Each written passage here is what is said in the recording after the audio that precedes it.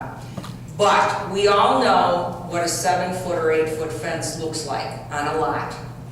You know what you think should be around a pool or not.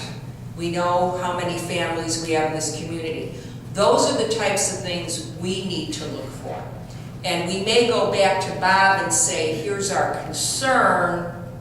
Do you have a suggestion? Because Bob and I, ever since the county has taken over, have gone back and forth on different conversations. There's not necessarily a right or wrong answer. It's more what you think fits. Of course, Bob has gotten to know Hainesville a lot more intimately, but in the beginning, he didn't know all the particulars. And so you kind of, I have an understanding, I think, at least on the level of our expectation from our residents. And also size of lots. You know, we have some smaller lots where there's some real concerns and not much side yard at all to work with, which cause some problems. And so I brought those to Bob's attention right away. So those are the kind of things I want you to think about. Fair enough? Can I expand on that a little? Just a copy of our building code, because it's on the web somewhere, or in our binder of. Well, the current codes are listed, not in detail, not the whole book, but if you go to building department, it lists what our current codes are. You know. The codes can't be put on the web because they're copyrighted. Yeah, I'm sure you have copies here somewhere, but. We have the books. You have the books. Yeah. They would fill the box. It's dry. I think that if you just take the time to read through these handouts, I know a couple we just got tonight, this is some very good information. That's all I think you need to get a good start. Or if you just simply have a question regarding an area, whether it's fencing or pools or pipes, let me know, let me go back to Bob with that. One thing I did for the county board is, and the committees that I had to present to, was I did put together a list of the amendments and basically a commentary for each one of those, why I thought there should be an amendment. I would be more than happy to put something like that together. It's basically done, other than putting it together to suit your needs. I would be happy to do that if that would help. Yeah. Yes. I don't. I think, how does everybody feel about the Romex? Is that something we want to continue to prohibit, I take it? Yes. Okay, so we know we want that, Bob. What about fencing? More time to study. Okay. The way the amendment is that I'm proposing is written is you would still require permits for fences. We are basically striking the exception that require the international code requires for fences. So your ordinance that's in place would still take precedence. The only thing that we would need to rectify really is that issue we stumbled across with the pool requiring a 6-foot fence, and then, but if it's a street side, it's only 4 foot, right? So we would have to change that. Well, the swimming pool and spa code would allow a 4-foot fence around the pool, but there are other protective measures that would still keep that safe. The latching mechanism has to be a certain height off the ground, so that. I think that's, now is that detail we'll find in here, or is that something you can provide us? Because I think that's a hot issue, is the pools. If we allow 4-foot fence, which is smaller or lower height than what we require now, what are the additional then mechanisms? And let's talk about safetiness versus cost effectiveness. I mean, we want safety. We don't want to do anything that's overly burdensome cost-wise, though. I think if you were to poll other jurisdictions, which I have done, virtually every jurisdiction out there has restrictions on pools that are very, very similar to the international code. So it would not be placing an undue burden that anyone would have anywhere else in Lake County or the state of Illinois for that matter. Okay, so would not be. I don't think any pool supplier or installer would be surprised that they have to build it in accordance with the 2012 code. Okay, They would almost expect to. okay. But I'd be more than happy to include some of the basics on that. It's, you know, again, this pool and spa code is one of the thinner codes, but it's still a lot. Yeah, we have a Yes. fair number of above-ground pools, and in recent years, now with these, I don't even know what you call them, these, The blow-ups. the blow-up, but they have a filter, you know? We've had a number of these pop up, people buy them, they say, wow, look at, this isn't that much money, they can get it at Walmart and Sam's Club, and the next thing you know, it's in a yard, there's no fence, there's nothing, and that's been a thorn in some people's sides, so. And I think you have to look at that with an amendment because it isn't addressed in this pool and spa code. Other than it's a pool, it requires a proper barrier, it requires a proper electrical. One way to handle it would be something we've talked about, is require a yearly permit on it. Similar to an occupancy permit for $40, $50, we do an inspection, make sure when they put it up every year that all the safety measures are in place. Issuing a permit one time for those means the first time it's right, but is it every other time they put it up? And that's just a suggestion, again. Yeah, right, yeah. You have to. But these are the things we really need to think about, because this comes up, and I think those are gonna come up more and more. On the Romex situation, if somebody's gonna have, if they're gonna do electrical work, they're gonna have to come in and get a permit, right? They are supposed to. They're supposed to. So if they did that, they do it the right way, and Romex is used, before they can seal anything up, you would have to inspect it and say that it's installed properly, correct? Correct. So I mean, done under supervision in the right way, there's no real reason that they couldn't use it. Correct. It's John Q. Public that's going to do it on its own without a permit, that's where you more likely have difficulties. Right. But If you ever sold the home would you catch that when the home is sold to someone else? Yes, we would. See, then they need to be subject to a fine. unless it's buried in the wall. Well, not if it's buried in the wall, no. But it's gotta come out of the main panel someplace. Right. I We mean, would probably that's see that it's that's there. the start of your power source, so it's gonna start there. So you know once it's there, it's in the house someplace, and the guy, you know.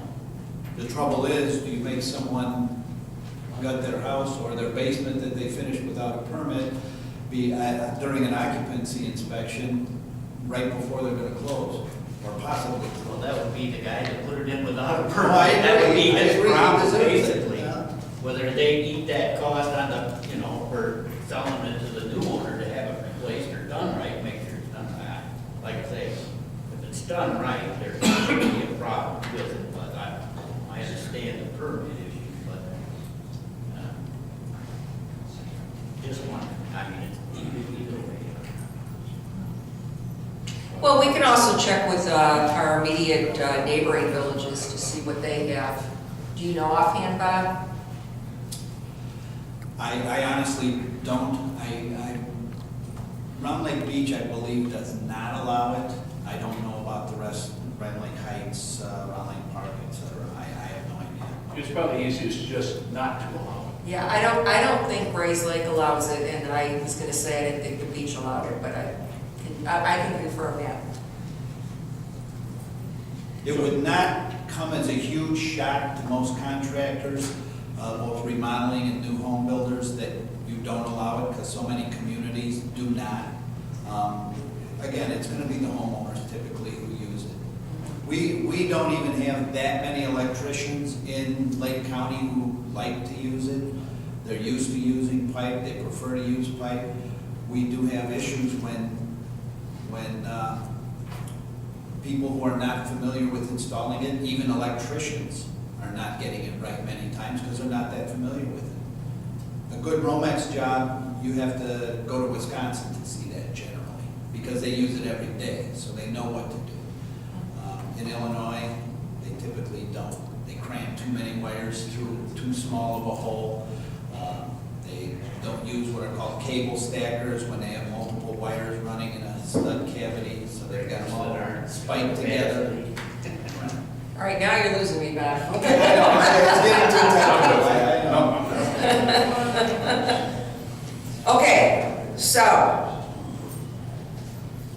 any other questions or concerns at the moment?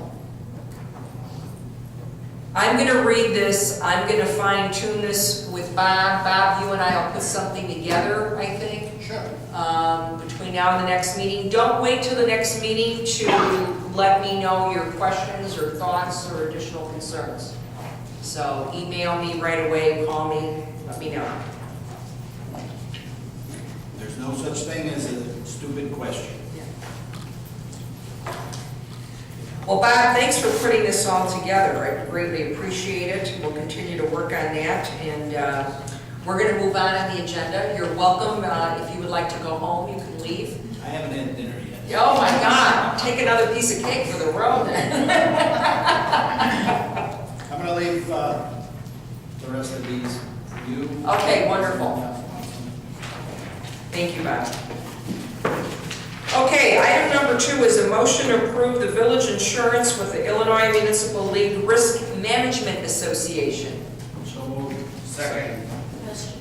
I think I remember the last time this came up, we talked about checking on the outside to see if there was any better price if we went with a private insurer, and I didn't know whether we had tried that or whether we're just going with what we've had before. I don't think since last year, but didn't we do that a few years ago, Kelly? I thought it was a few years ago, but I have to look back at it. At least 2 years ago, we checked, and this was a better deal all around. Okay, good. I just want to make sure. Yeah. Better overall government protection. Any other questions, discussion? Roll call? Trustees Darrenowski. Aye. Freeze. Aye. Duberstein. Aye. Barrett. Aye. Daly. Aye. Excuse me, and Walkington. Aye. Motion carried. Item 3 is a resolution approving the Village of Hainesville estimated aggregate tax levy for tax year 2014. So moved. Second. Roll call? Trustees Darrenowski. Aye. Freeze. Aye. Duberstein. Aye. Barrett. Aye. Daly. Aye. And Walkington. Aye. Motion carried. Okay, item 4 is an ordinance amending section 12.20 of the Village of Hainesville Code of Ordinances and establishing landscaping and tree preservation standards and regulations. So moved. Second. Any discussion? Roll call? Trustees Darrenowski. Aye. Freeze. Aye. Duberstein. Aye. Barrett. Aye. Daly. Aye. And Walkington. Aye. Ordinance number 14-11-194. Item number 5 is an ordinance revising the numbering of certain lots and building addresses in the Village of Hainesville. So moved. Second. Question? Have you gotten any more feedback from the residents since our last meeting? No. Okay, thank you. Any further questions, discussion?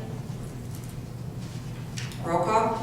Trustees Darrenowski. Aye. Freeze. Aye. Duberstein. Aye. Barrett. Aye. Daly. Aye. And Walkington. Aye.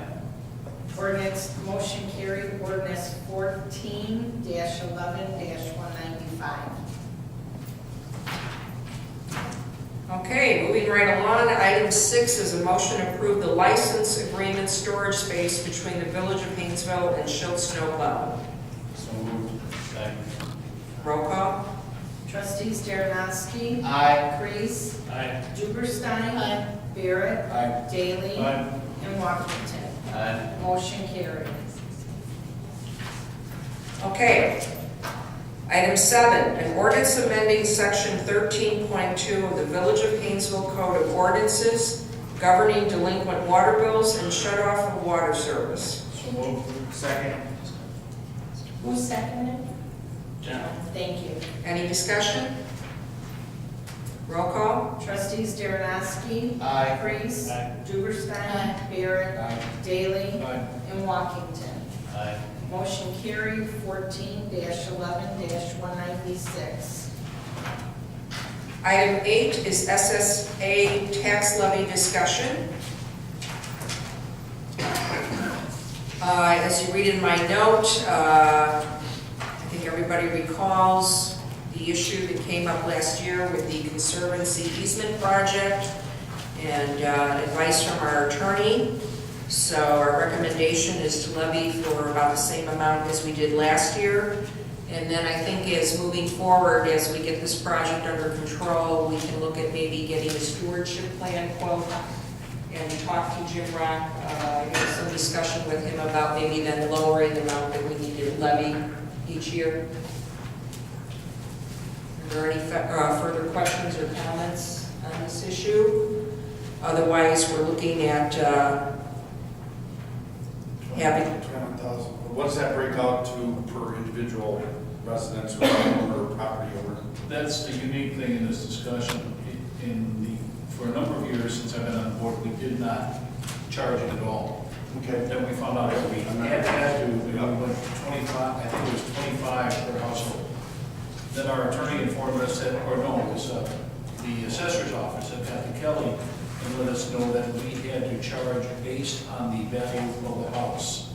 Oh, that's right. So it's being charged, and I can't tell you exactly. the first 2 years it was a flat fee, and then after that it was supposed to go to an assessed value. So this year it'll be, in the state, the assessor's office will tell us how much it will be per household. Okay. Next year, I've already talked to Jim Rock about it, we will, if we amend our ordinance, we can make it a flat fee per household unit. Boy, that'd be a lot easier to take care of that instead of. So that's what we're looking for down the Okay. road. That was where the time was going with the question here. Thank you. Okay, any further discussion on that? Questions for Jim Rock? Okay, then we'll move forward with that at the recommendation at the December 9th board meeting.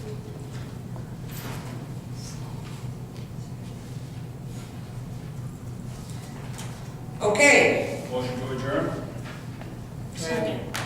all in favor? Aye. Aye. Meeting adjourned at 8:11 PM.